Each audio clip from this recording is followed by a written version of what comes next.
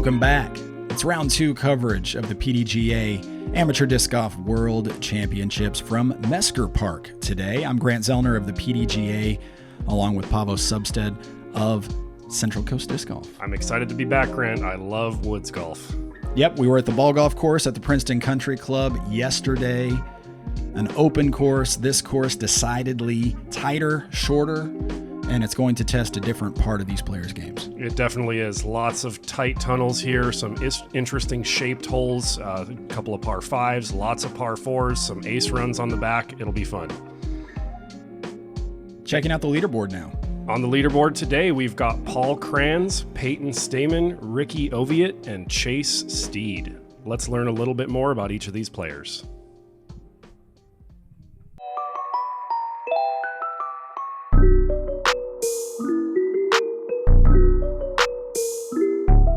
My name is Paul Kranz. My PDGA number is 132521. Feel good. My putt felt really good yesterday. Drives were surprisingly not that accurate, but my putt made up for it. A few outside circle 2 putts. I think I made 3 45-footers. Felt good. Out here, you need to be hitting lines accurately and hitting your angles. And I mean, it's wooded, but it's short, but you still have to hit your distances properly as well. Shout out 978 and Sunstein. They helped me out for this tournament. My name is Peyton Stamen. I'm feeling great. I've definitely worked really hard to get here. I'm excited to be able to play on courses that are just a couple hours away from where I live in Indianapolis, and excited to see what today brings. The first year I played AmNats, I jumped 90 spots from day 1 to day 3. And then again, a couple weeks ago at AmNats, I jumped, I think, from 45th up to 4th. So it's nice to be able to start with a good round and be able to continue having that energy. I want to give a shout out to my 2 sponsors, Skybreed Discs and Discraft Underground, as well as my family, parents, and fiance. Ricky Oviatt, affectionately known as Ricky Bobby. I feel great, loving the positive vibes I've had all week. Got to play with some locals that showed me some lines and really feel dialed in and ready to go. I love the competitiveness. I love being able to be outside and just clear your head of a rough day or rough week or whatever and just enjoy being in nature. I would love to go travel and play with all my buddies that get to actually do it full time, but I love my job as well, so I don't know. We just got to take it one hole at a time and see where we go. A big shout out to Dave McCormick with Gateway Disc, Josh with AGL, Connie with Cloud9, and my boy Jonathan Rivera at Tree Love. Chase Steed, feel really good. Shot super good yesterday at the Country Club.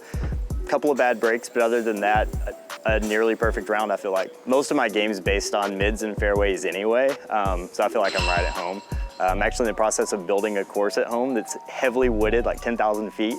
So I've practiced a ton on my home course, and I think it's prepared me for this. This is my 4th Am Worlds, and every year I've done a little bit better. So at this point, it almost feels like, you know, I'm right where I need to be. So, I mean, definitely there's pressure, but just came off USAMs last week and had a good finish. So we're just trying to do better every time. I've got my buddy Reed. He's my caddy this week. He caddied for me last year in Orlando. Didn't go as well. So hopefully this will be the round that his caddy skills come through. Wanted to shout out my friend Brandon Hadrick. He's the one who basically taught me how to play disc golf.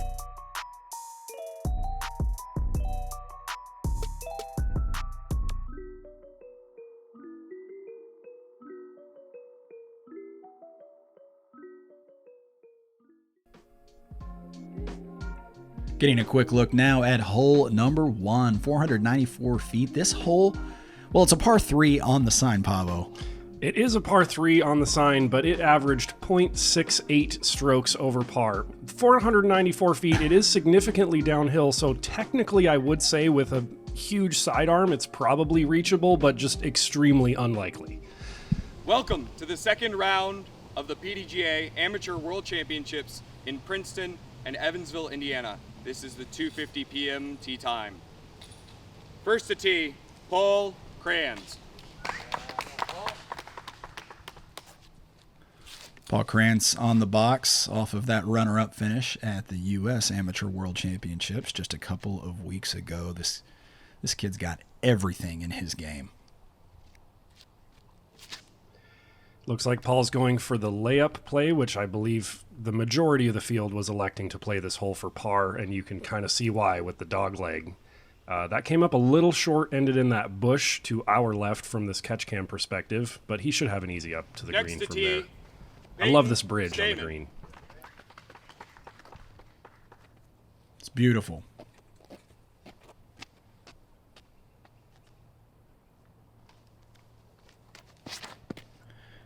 Peyton Stamen tied for the lead in the A pool. And that was a better layup. He's kind of right in the middle of that sunny layup area. Next to tee, Ricky Oviatt. Ricky Oviatt is a character. And a lot of fun, frankly, to be around. Definitely. And you see him going with the sidearm, which means he is going for the hero shot, trying to get around the corner all the way to the green, cut it a little bit too tight there, and drops down earlier than those two layups that we saw. And rounding out, would have been cool to see one make the green. Chase Steed.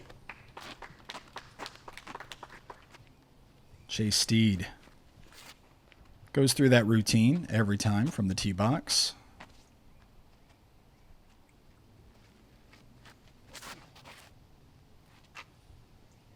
Another layup play, and another perfect placement for that play.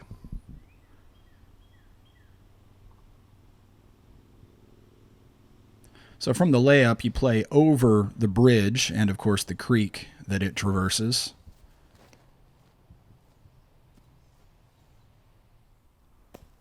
It's a fairly lengthy shot, and that exactly what you're trying to control is the speed at which you access this basket area. Yeah, it's kind of a fast green with the hard-packed dirt there. Chase with a similar angle, asking this disc to get up, clears the edge of that bridge by inches. That was so close to hitting the bridge. Now, if that had hit the bridge and landed on it, I assume that would be safe still, right? I think so. Paul is... he's just fine, really. Yeah. Difficult footing, but a short shot. And Paul's got, as I mentioned before, every shot in the bag. And here's Ricky from somewhere in Kentucky. And this really showcases how brutal the rough can be out here at Mesker. This Mesker Park course, by the way, a hybrid course, taking into account holes from several existing courses. To build something special for these amateur world contenders. Looks like he might have found a window out of the rough there. Wow, that is an impressive upshot. From where he was, it looked like he had nothing. He'll have an opportunity to save his par here on this first hole of the day. Oh, Peyton just a little short. And Ricky to save par after being deep in the rough. That is an excellent par save. Hugs the basket, taps his noggin. We'll see that 17 more times today. I think we will. That's just part of his hole out routine. As Chase holes out as well. Another par, as is expected on this hole that practically plays as a par 4. And as the rest of the players tap out here, I have to note that there were actually 0 birdies on the day for this hole. Technically, I do think it's reachable, so maybe get some pros out here. We might see a couple birdies, but it's a real tweener. Speaking of tweeners, as we move on to hole 2 here in just a moment, it is what I would call a pretty soft par 5. So you kind of get that stroke right back. Here we're taking a look at this 574-foot second hole here at Mesker Park. Up the hill, sharply around to the left here in just a moment. You'll notice a road which does play out of bounds. So this first shot does require a certain amount of placement if you do decide to go for the full power shot and see if you can access the basket area in 2 and go for that eagle. The ideal landing zone, if you're going for that eagle play, I think is right around this bush that the drone is flying over now, preferably not right behind it, but right around it. And that should put you in a position where if you have enough power, you can go for the green in 2. Now, 574 is short for a par 5 in any case, but the uphill, as always, is more significant than really the video does justice. No doubt about it. And island green here as well, basically, with OB on both sides. Right, exactly. Those two roads coming into sort of a point behind the basket. So definitely still has its challenges despite being sort of soft in terms of its overall footage. We've got Paul here on the box.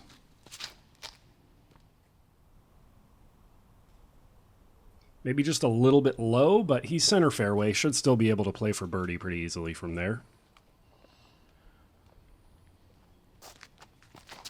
Ricky, a player who likes to take risks, turns that one over just a little bit, starts asking for it to come back, but it will not have the time to do so. He'll be out of bounds early. Yeah, the road is OB and beyond. It's not just on the road, so players have to stay to the left of it to stay safe. Chase, that looked like a pretty safe play out of the hand. He may have an opportunity to consider going for the circle area. We'll see. And now Peyton.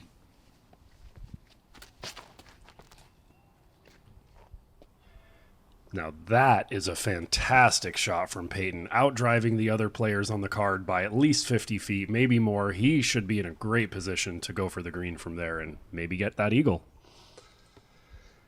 Here we see Ricky taking his relief from where he crossed into OB. You'll see he didn't even take full 3 feet of his feet. He is a tall man, I would estimate, maybe 6'5" or 6'6". Burns that one over a little bit. He'll be working very hard to save his par. Here's Paul.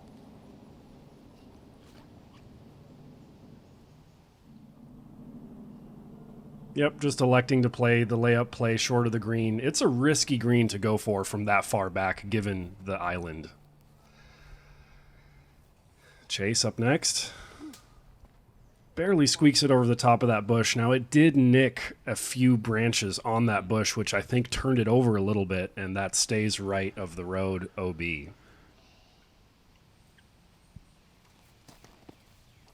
Peyton taking on the OB road, using it to his advantage. He'll have that tap in for eagle.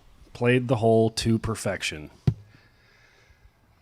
Ricky now working to save that par. Ricky's got a really excellent forehand game. He does. A lot of power, a lot of control. Fun to watch him throw those forehands. Paul now taking the conservative birdie approach to this second hole.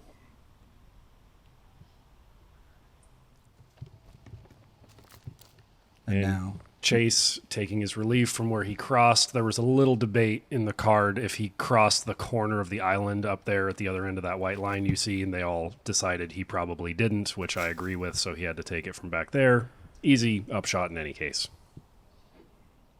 Friendly Bush acting as his backstop. Peyton now tapping in the eagle. One of just a couple of eagles on the day. That's right. Only 3 other eagles on the day. Shout out to Brendan Shoup, Bryson Haft, and Dan Miller for the other eagles on hole 2. While the players clean up here on hole number 2, we'll mention the B pool over at the Princeton Country Club today. They had their opportunity here at Mesker on day 1. The hot round out of the B pool was an 8 under par effort here at Mesker. So the challenge has been set by that pool. After today's round, the entire field will be reset into new A and B pools for the 3rd and 4th days of competition. So we will actually have a true lead card tomorrow. Looking at hole number 3, a second par 5 in a row, the last par 5 of the day. This a more traditional 823 feet with a road that plays as an OB river down the majority of the fairway. In other words, left of the road you're safe, right of the road you're safe, but on the road you are out of bounds. You can't see it very well, but off to the right here, there's actually a zoo. And the zoo, for obvious reasons, is out of bounds. There's been at least one sighting of one of the animals at the zoo chewing on a disc that went over the fence out of bounds, which I find sort of hilarious because it makes me wonder if that disc is named after some member of the animal kingdom. Yeah, I mean, Innova does like those animal name discs. I'm going to guess it was an Innova disc. Yeah, was there a gazelle over there that was acting as somebody's dinner? At any rate, you're looking at the way this hole finishes down and to the left into this well-guarded area, sort of a fast green because of the slope away from the players as they approach. So this a truly challenging par It five. really is. I mean, the entire fairway is very wooded on both sides of the road. Perhaps the right side is a little more open than the left, but by playing to the right, you're kind of adding distance and making the hole a little longer. Also worth note, it is significantly downhill, as the camera also doesn't do justice. So some shots, if you can miss all the trees, could potentially get halfway down there, and you could get there in 2 on this one as well. It's unlikely with the trees, but physically possible. We saw Peyton not getting the distance he probably hoped for, but he is safe. Now Paul correcting off of Peyton's shot, getting up and over the rise there. Playing to that left side of the fairway, which I think does make the second shot a bit trickier. There are a lot of trees down there. Looks like Ricky's going for that right side, which if he can get past those trees, it opens up, but he did not get past those trees. Now Chase.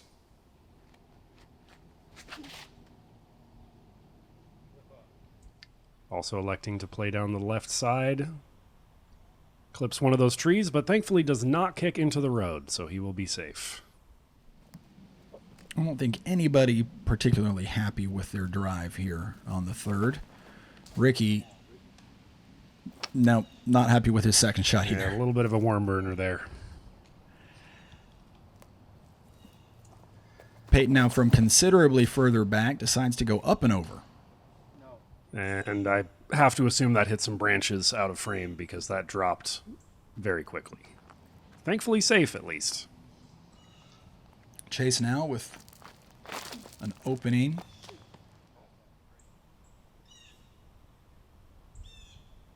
Down the left side of the fairway as well, past the trees. He might have a decent line from there for his next shot. And now Paul Kranz.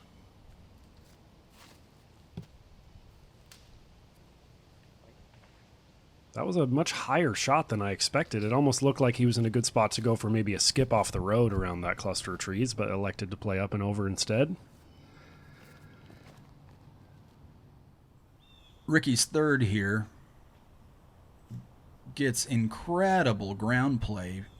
Gonna have basically a circle two's edge kind of a look, decidedly downhill, no doubt about it. Yeah, for a birdie, after his second shot traveled maybe 100 feet, that's actually a phenomenal third shot to even give him any chance at birdie.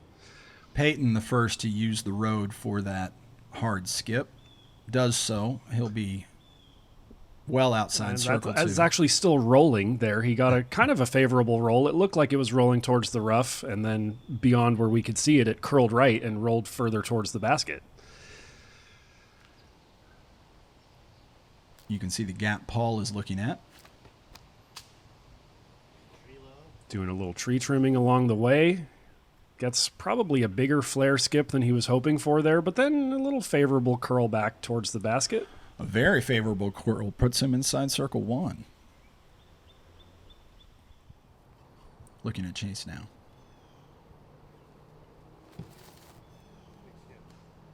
Now that skip, keep your eye on the gap in the middle. There it is. The skip went like 80 feet in the air and ended up 100 feet long of the basket. I say he played it right and got just a fluky, huge skip. One of the biggest skips I've ever seen not off of pavement because I think he hit the dirt. Peyton, sort of a safe half go, given the distance that he had to traverse. Here's Ricky. Had the height just a little bit right. He'll have Circle's Edge comebacker for par from there. Looking at Chase now. On the path to the next hole after that mega skip. Has nothing but a pitch out. Ricky's comebacker.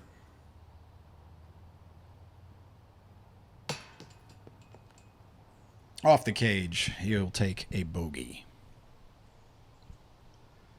And here's Paul connecting for the birdie. Well done, Paul. Just another classic Paul and Ricky battle here on lead card. I wondered when we were going to get around to that. Peyton saving the par, and as the rest of the players tap out here, I got to shout out the 4 eagles on the day from Chad Jackson, Chris Runyon, Jonathan Borzik, and Keegan Boring.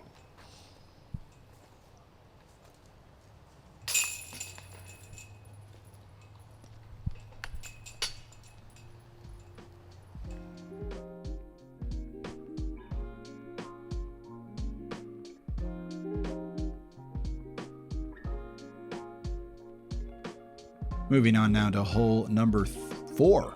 Started to say hole number 3.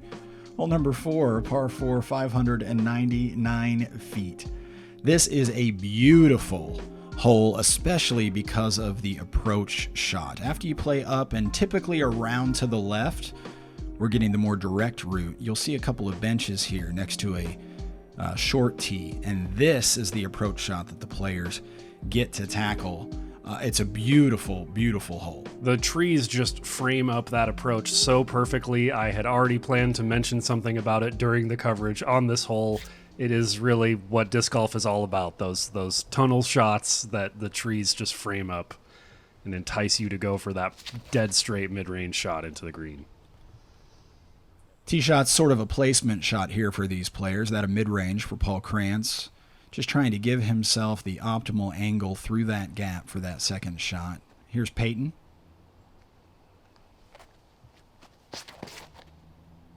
Also playing up that left side, trying to keep the disc turning, which he needs in order to have a better angle at the green. That didn't really turn enough. He's going to be a little pinched off over there if he wants to go for the green.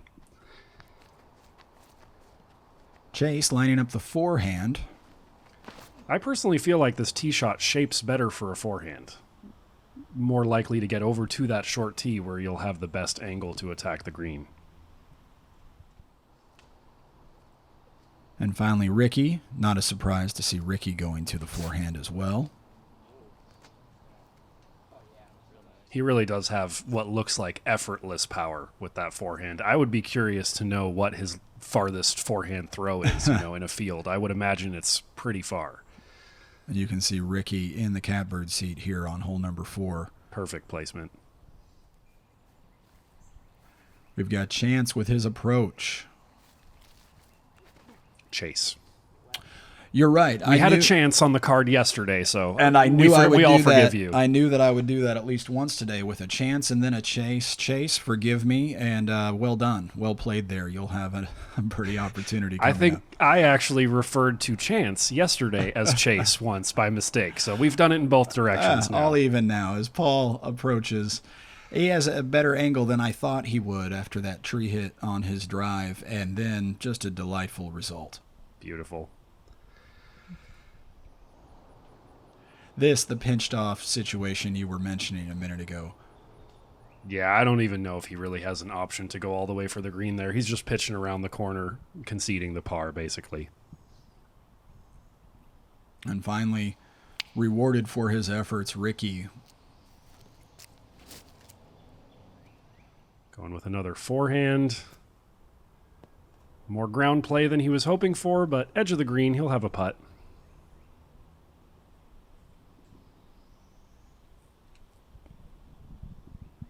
A lot of the baskets here at Mesker are sort of perched on either mounds or edges.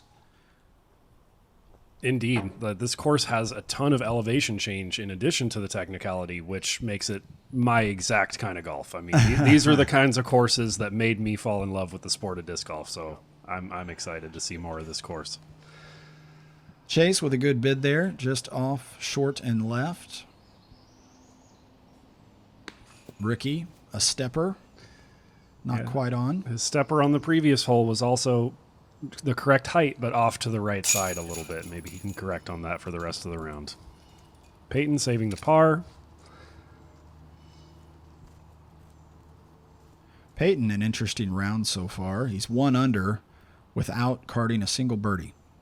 Yeah, it's not often you see that.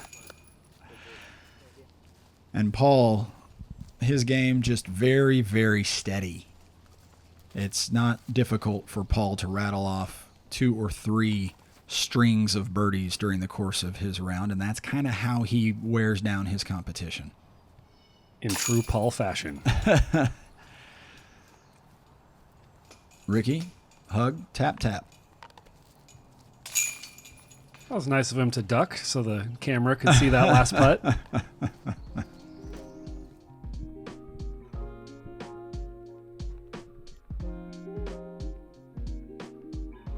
Who doesn't like a good slow-mo every now and then?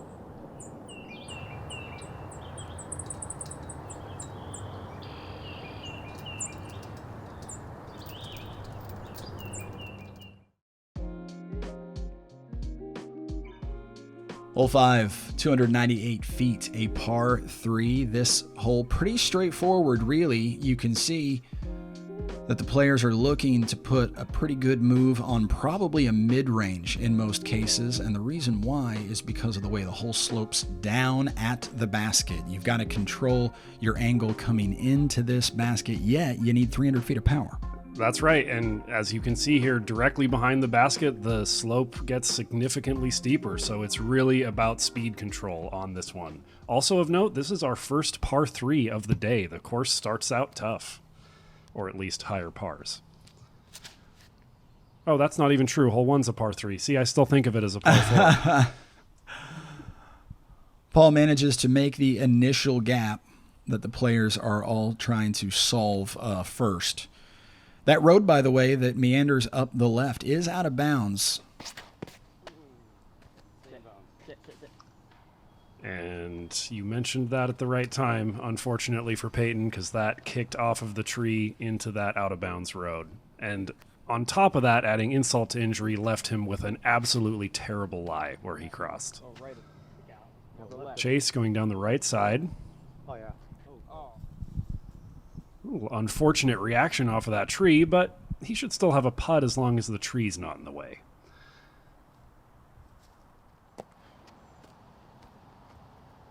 Now Ricky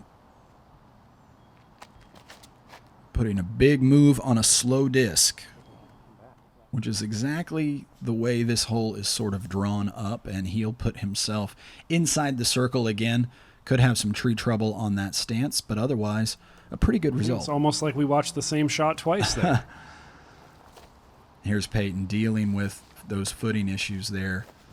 Bad footing, bad trees in his way, just almost no windows. He actually took a while here considering a few different options and eventually settled on this kneeling forehand, going for this little gap between the trees as the best of several terrible options for him.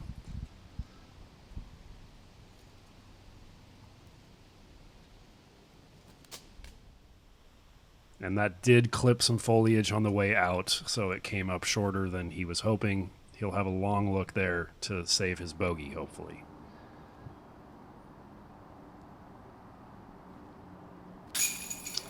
Another birdie from Paul.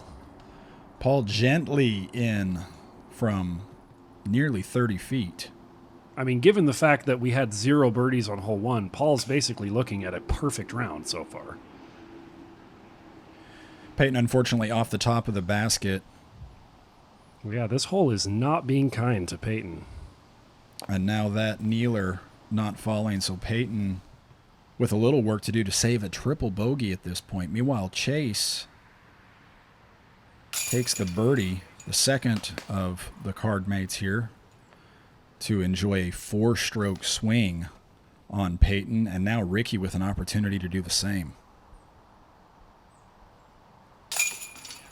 Good putt from Ricky and Chase, both on the board with their first birdies of the round.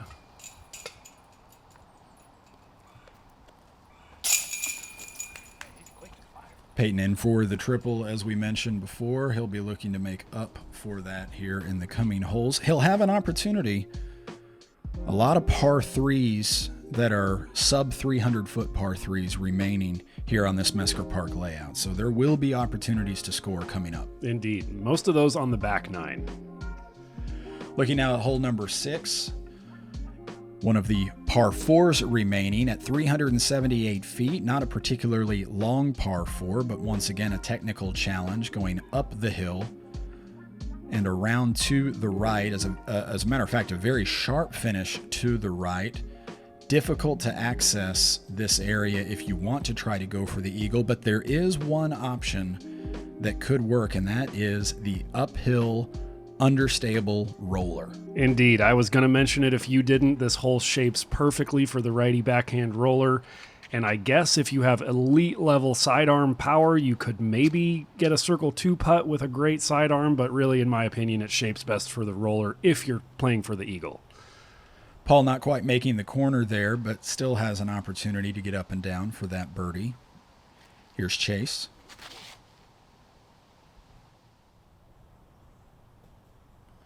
That's the correct play if you're playing for birdie. Just play the straight shot up the left, and then you have an open up shot from there to the green.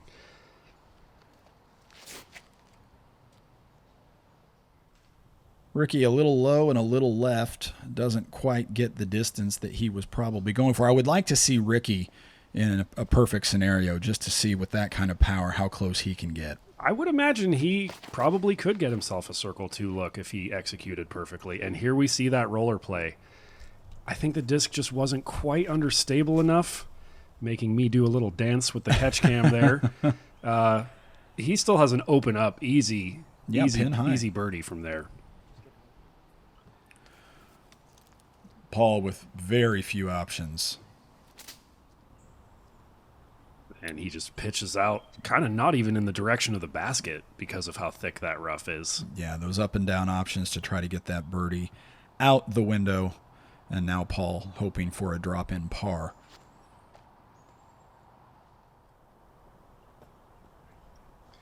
And he'll get just that. I'll call that successful. Ricky with a wide open approach opportunity. Oh, a little bit of grip lock there. That's unfortunate. Kicks into the rough, too. Hopefully not too deep in there. Sort of a squandered opportunity for Ricky. Chase now. A very similar shot and a much better result. Easy birdie. I mean, this is a really soft par 4, playing 0.67 strokes under par, the hole averaging 3.33. Peyton, a jump putt for eagle, falls short, but he'll have a drop-in birdie, a great recovery after you card a triple bogey. Birdie the next hole.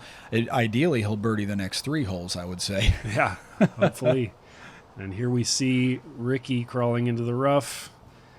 He didn't get too deep in there, and it looks like he kind of has a nice little window right in front of him.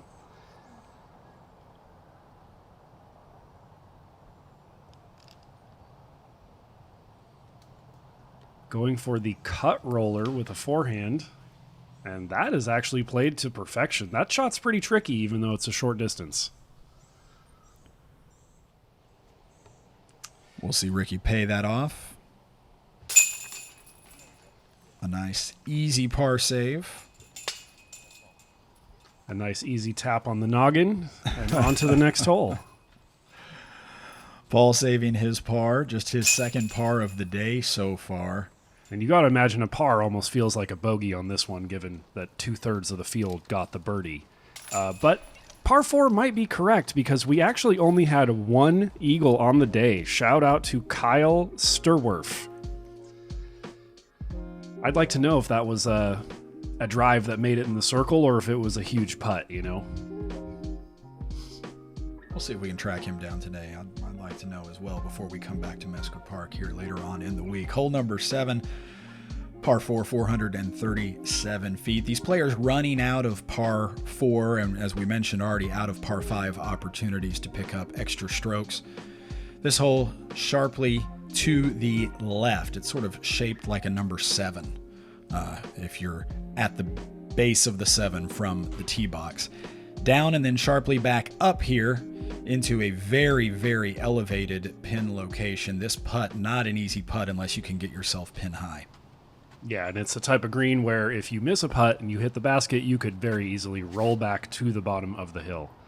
Another hole where the distance seems short for a par 4, but the dog leg is significant, and there's a low ceiling that really prevents players from throwing that high spike hyzer and trying to go all the way to the green. Chase just short of the corner a moment ago, and now Peyton, a little tree action, fortunate to end up in the middle of the fairway. The second kick was definitely a generous one. Paul Krantz now. Paul Krantz has a really excellent mid-range game, which is sort of an area of disc golf that seems to be fading just a little bit from prominence. Nice to see us playing on a course here where it demands some excellence in that part of your game. That's part of what I love about Woods Golf, Grant, is that you get to see players throw every disc in their bag and really showcase how broad their skill set is, whereas in open courses, you really just see a lot of distance drivers and then putts, you know. A lot more shot shaping in the woods. Ricky, fortunate to be as open as he is after that tree kick off of the tee. Now trying to shape something around the corner. And he just put a little too much power on that, went deep of the corner into the woods. Peyton, a similar shot shape. And that was really well executed from where he was. He'll be putting to a basket well above his head, though, here in just a moment. Chase now was short of the corner. And he found some little gap to cut the corner there. Worked out perfectly. A brave shot, rewarded for taking on that risk. No doubt about it. Seen a lot of Anheuser forehands back to back here. And he did not get enough Anheuser on that. That crossed the fairway into the rough on the right side. Ricky now with his third. Sitting at over 100 feet from the basket, but gives himself that drop in. That was incredible. I mean, you can kind of see what he was looking at back there. Giving the camera a little love. Ricky is a character. Oh, just over the top there. Solid bid from Luke. Luke? Paul. Why did I say Luke? I don't know. Another biblical name. Why would I say Luke? That's ridiculous. Maybe he just looks like a Luke to me as Peyton shuts me up with a birdie. His second in a row after taking a triple bogey back there on hole number 5. So way to bounce back. Continuing to recover.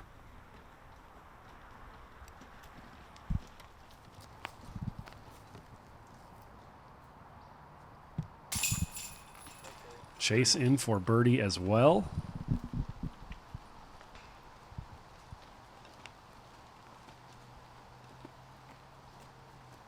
And that is Paul. I'll say it again. That's Paul dropping in his par.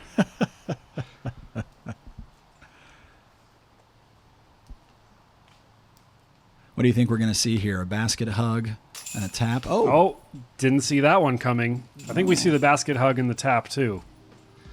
Oh, there was actually no noggin tap on that one, just the basket tap.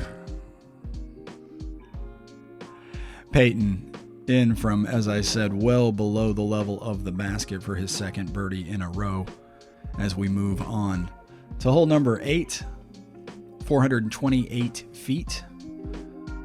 Again, as the par 4 opportunities diminish, the players looking for a chance to pick up at least an easy birdie here with that challenging tight back 9 looming, coming over sharply to the left, and again, sharply uphill into this basket location. Another par 4 that is a par 4 because of the dog leg factor. We saw the drone kind of take an inside route there. I think most players are going to go a little straighter than that, a little farther out, which leads to a more open fairway for their second shot. Exactly right. There are 2 or 3 paths sort of into this basket area. Players choosing which one they want based on how far they throw these tee shots up the hill. And I really like that part of the design. You know, the farther you get on the tee shot, the better of a gap you're going to have to the basket as showcased right there.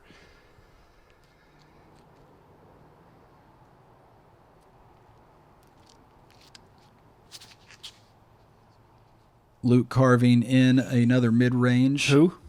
Did I say Luke again? I think you might have. Oh, dear. Anyway, great mid-range shot from Paul there. We're having a problem, aren't we?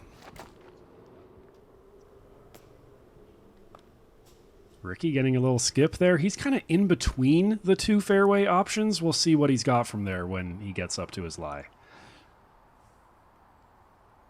Paul showing us what the inside fairway looks like here. To perfection. You know, the funny thing about it is, of all the players I spent the most time with during the course of the round, it was Paul. I enjoyed learning a little bit about where he's from in Massachusetts and everything. Oh, that slipped out early for Chase there.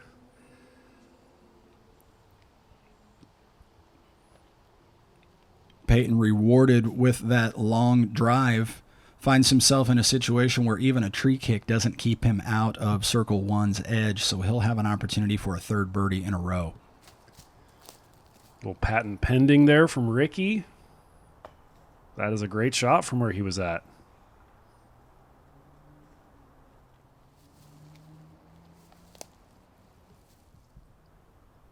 Chase trying to get up and down to save par. Well done. Uses the ground to his advantage.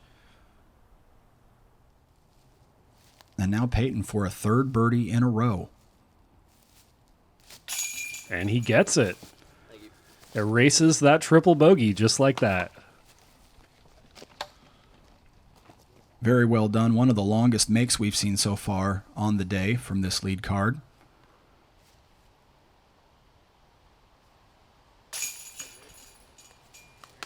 Good birdie from Ricky.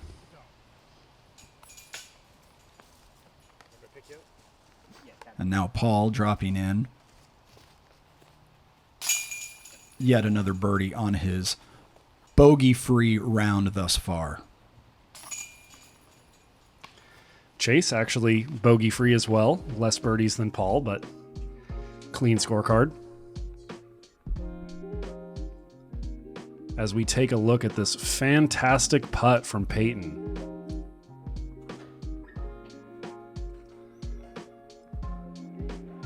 Closing out this opening 9 here in round 2, a 322-foot par 3. This one of the narrowest fairways beginning to end that our players have had to deal with thus far in their round, and a harbinger of things to come for sure. Yeah, it's a narrow fairway, and the whole fairway is kind of along a ridge too, so if you fade off or turn your disc too much in either direction, you're going to be going down a hill as well as into the rough.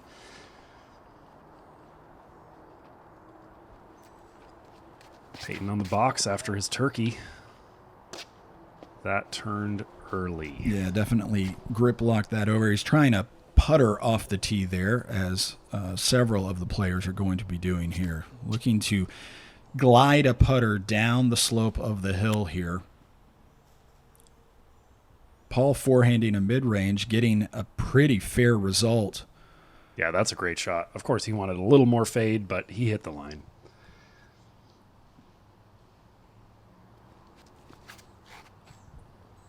I do think the fairway shapes better for that Anheuser putter backhand throw. And Ricky, being forehand dominant, still throws the backhand, and you can see why. That was a phenomenal drive there. Really an excellent shot from Ricky as Chase steps up.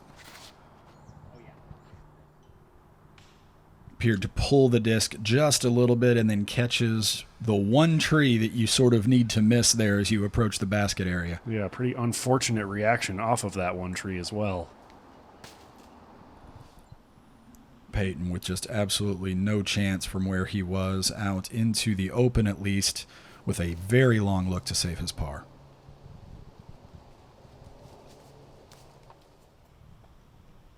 Chase trying to get up there to save par as well. He'll have a circle's edge look maybe. Or I said Chase. Never mind. Here we are from Peyton. He'll have work now to save his bogey as Paul. I caught myself that time, and I made the mistake 3 times, which is what always happens. Paul now in for birdie. This guy is solid on the green, Grant. I am really impressed with Paul Kranz. No doubt about it.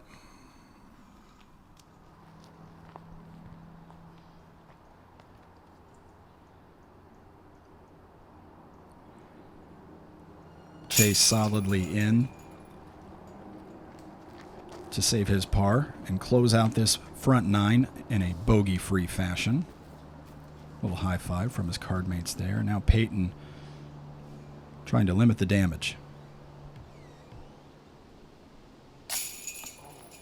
Oh no. It was hard to tell from that camera angle if the putt was off center or if that was a spit out, but either way, the roll away is just not necessary. The course has been kind of mean to Peyton, if I do say so myself. And now he goes for the comebacker, goes back up and over the ridge. Oh, that's unfortunate. Another triple.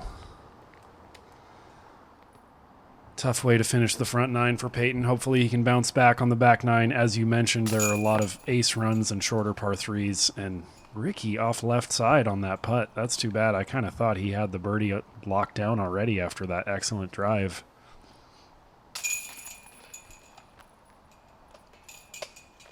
He's so kind. Still gives the basket a hug even after missing the birdie. Not a surprise to see another slow-mo of Paul holing out yet another birdie putt here in this opening nine as Paul begins to open up just a little bit of a gap on all of his card mates. We'll move on to the back nine here at Mesker Park with second round coverage at the 2022 PDGA Amateur Disc Golf World Championships.